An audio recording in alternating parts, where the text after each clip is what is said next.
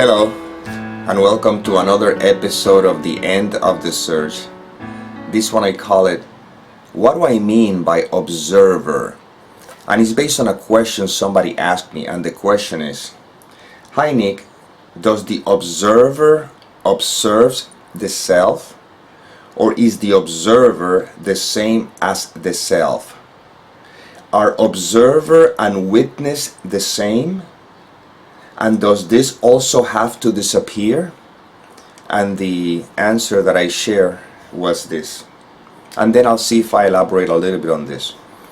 I said, in truth, capital T, that is, in non-duality, there is neither observer nor observed.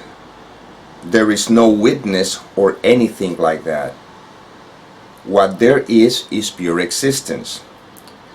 When you are in bed sleeping, before you begin to dream, that space where there is not even awareness of that you is non-duality. And as you can see, there is neither observer nor observed. When the mind projects a dream, that is where the illusion of a mind observing the dream arises. That is where the concept of observer and observed is born. Now, here in the world of appearances, we use that language as a way of not identifying with the thoughts that arises. And in that sense, we use the word observer or witness. But it is simply because it is the limitation of language within the structure in which we appear to find ourselves. But all these questions only serve to further entangle you with the conceptual mind, since there is no answer to them, and if there were an answer, it couldn't be for the mind asking the questions, because the mind asking the questions is the obstacle itself. Do you see the trap? Therefore, instead of getting entangled with these kinds of questions, simply observe what your experience is when you don't identify with any thoughts, and that is answer enough, because it is direct experience. And it is not a personal experience, although it appears to be an experience that the you who think is reading this message is having. Ultimately, when this is clear, the consequence is that you begin to experience the peace that surpasses all understanding, regardless of what appears to be taking place in the world of appearances, because the mind is not evaluating. It is simply being observed. Observed by whom? By no one. Okay, so let's just briefly, what I meant by all that is that what we are in essence, which is non-dual, which is where these videos or this message point to, there is no observer, there is no observed, there's no witness. All that there is what is. And that's it. End of story. Now, this idea of observer that it used, because of the limitation of language, let's put it into practice, okay? So you see what I mean by that. Right now, don't identify with any thoughts. I didn't say the thoughts will not be there. The thoughts will be there because that's what, they appear. What can I tell you? They appear from nowhere and they disappear in nowhere, in nothingness. Okay? So right now, don't identify with any thoughts. Just don't identify. Don't believe them. Just simply just be. Right now, you're being. Okay?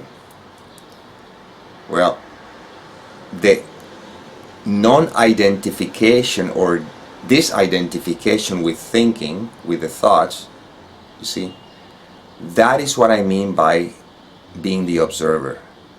But you see, the mind interprets it as if means that the mind is observing the thought. But see, there's no mind. Not even the mind exists. It's just, again, we use that language because it's how we point to or communicate. But when there's no identification with the content of the mind, it could be said that I'm in the position of a witness. See? But again, there is no witness. There's no one observing. There's no one witnessing. All that there is what is. Life is. That's what it is saying. Life is. God is. Love is. I am. But none of this is personal. Right now, you are resting in the experience of beingness, except that the mind is interpreting and translating that experience as a personal experience. You see? The mind may be saying, I am experiencing myself as beingness, but in reality, you are not experiencing yourself as beingness. You are beingness. Right now, you are beingness. While you hear words that appear, that come to me, what seeing happens that the mind translates as there's a you seeing something. In this case, I don't know, whatever your device that you're using to watch this video. You see? While all that seems to be happening, you see, seems to be happening, it's happening in beingness. And you are beingness. It's just that the sense of identity is the obstacle that gets in the way. The fear of letting go of who I think I am. But who I think I am, notice that I use the word think. Who I think I am is a thought. If I ask you who are you, you're going to have to go to a thought. You have to go to the mind. See, the mind tells you what you think you are. But without the thought, what's left? That's the mystery. That's direct experiencing. That is what is obvious right there. We cannot even become aware of it because the mind, the conceptual mind, is the obstacle, is the veil that doesn't recognize the obviousness of this. That's why there's a story I heard from Alan Watts about a fish that he was swimming in the ocean asking all the other fish, where is the water? And the other fish will say, what are you talking about? What kind of a silly question that is? You're swimming in it. But you see, the fish answered, no, this is normal. This is what is, because the fish thought that water was something extraordinary, something mystical. You see, and he was swimming in it, couldn't notice it. And he swam all over the world, through oceans, rivers, and everything, never finding the water, because he thought the water was something special. Well, that's what's happened. We are right now swimming in water. We're swimming in beingness.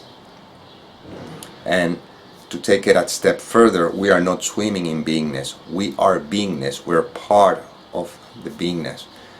And we cannot recognize just because of one single thought, because of the thought I individual, because of the thought me, who now have other thoughts to support that one. I, me, person. I, me, a man. I, me, Puerto Rican. I, me, I don't know, in your case, father or mother, son, daughter, accountant, pilot, street sweeper, I don't know, whatever label you want to put upon you, good, bad, ugly, pretty. See, these are labels that are nothing but thoughts that they're imposed upon the original thought, which I refer to as the original sin, or the original, or the fall, you see, which is the thought I, person, I, individual. That's why these videos are not going to give you an answer, but they're pointing to the direct experiences of life, of what you are, which is life itself.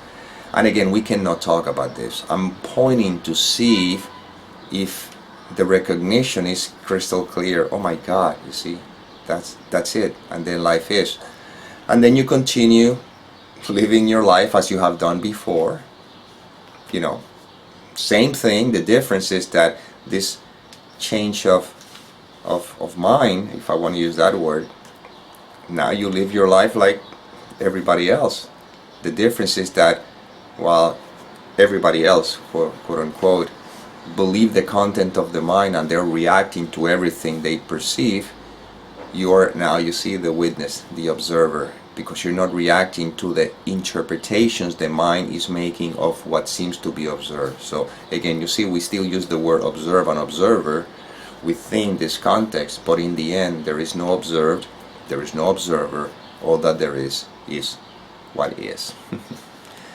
Well, this is the inspiration that came through this instrument. I hope it served, and as always, may peace permeate the mind so that love can be extended.